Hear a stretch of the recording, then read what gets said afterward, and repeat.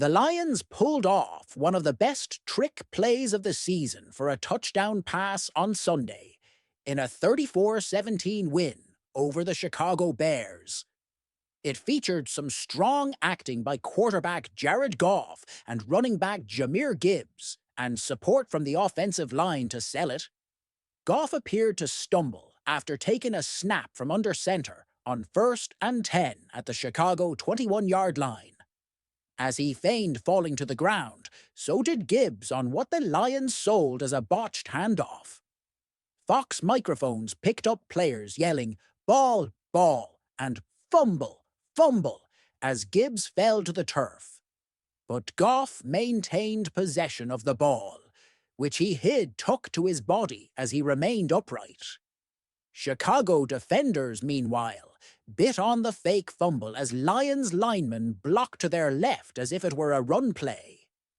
By the time Bears defenders realized what happened, tight end Sam Laporta had broken free over the top of the secondary. Goff uncorked a pass from the 30-yard line and found Laporta wide open in the end zone for a touchdown. Another look from behind the line of scrimmage shows just how orchestrated the effort was. Gibbs rolled as he fell to the turf and immediately popped back up to block as Goff turned completely around and looked directly in Laporta's direction. Coordinator Ben Johnson and his offense had clearly practiced the play to perfection. The score extended Detroit's lead to 34-13 to help ice the Lions' win early in the third quarter. With the victory, the Lions bounced back from their second loss of the season last week against the Bills.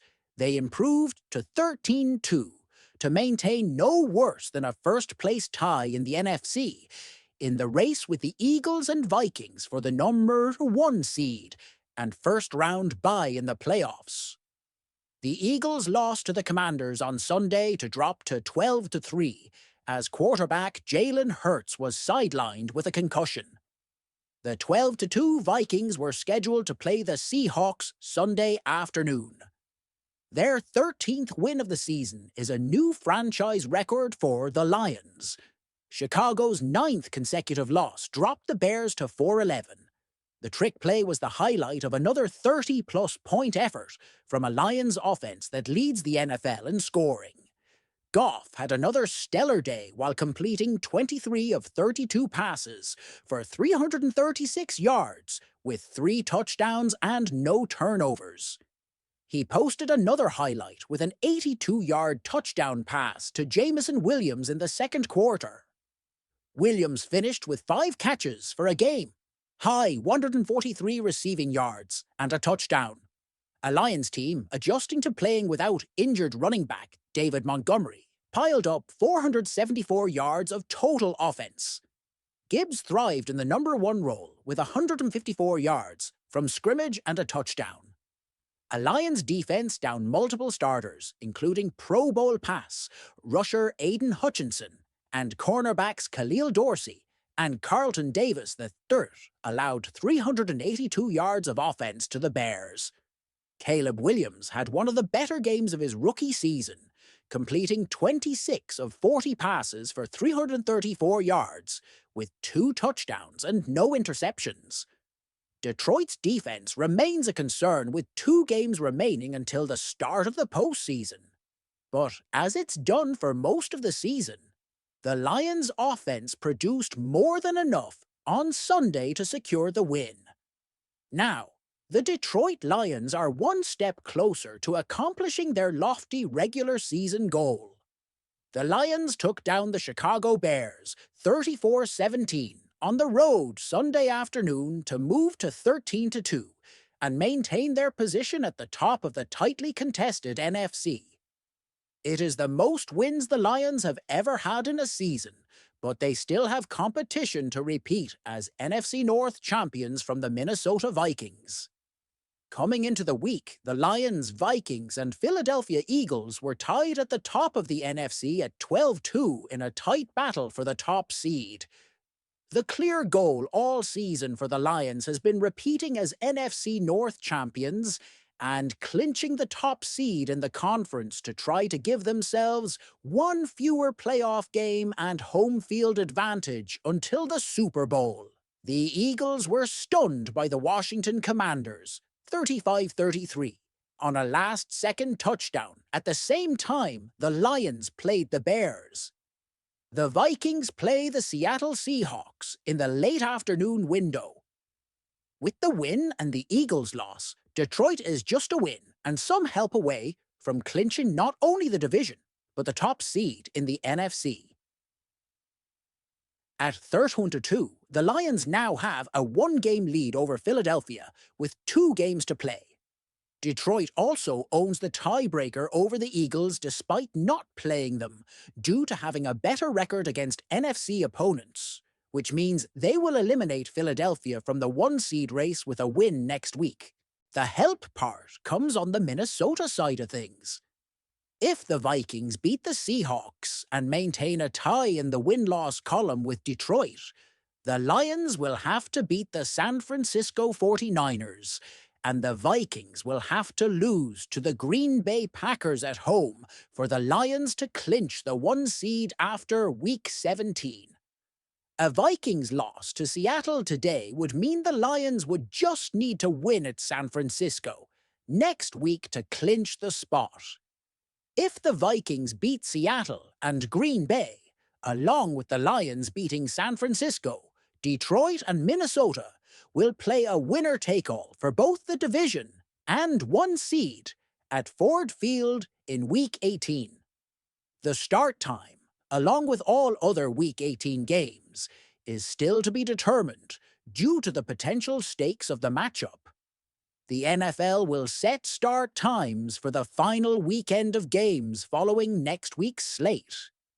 If the Vikings win both, but the Lions lose to the 49ers, Detroit could still clinch the division and top seed with a win in Week 18, since both teams would finish at 14-3, and the Lions would own the head-to-head tiebreaker. The Lions would lock up the 1 seed with a win, and Vikings loss before Week 18, even with the matchup coming because of the NFL tiebreaker rules. If the Vikings lose before Week 18 and then beat Detroit, the Lions would still own the tiebreaker with both teams at 14-3. In that scenario, they would be even in head-to-head and divisional record, 5-1, which means it comes down to common opponents, and the Lions beat the Rams, who beat Minnesota. Up 27-14 in the third quarter against the Bears, the Lions snapped the ball on first, and 10 from the Bears' 21-yard line when it appeared that disaster struck. Jared Goff seemed to trip and fall while taking the snap under center, and running back Jahmyr Gibbs simultaneously hit the turf. It looked like either a trip, a fumble, or something else.